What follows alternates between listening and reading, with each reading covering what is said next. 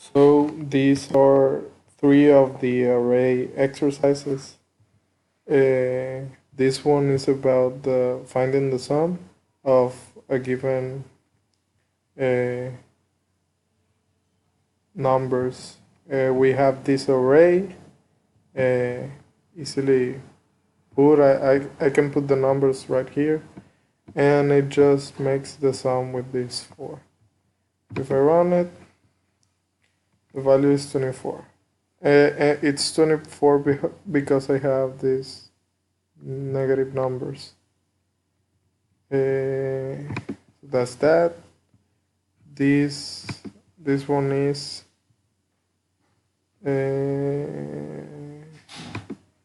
why did I have 25? Okay.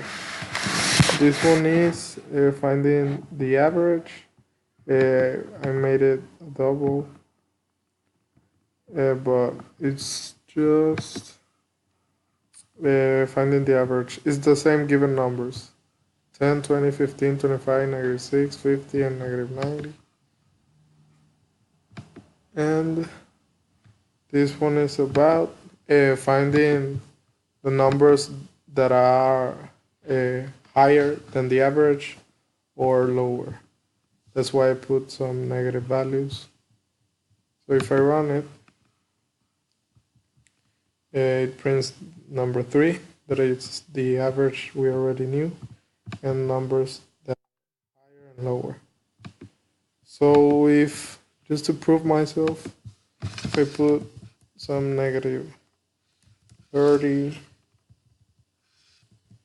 and 0, it should also print 0 and -30 because there are lower than the average.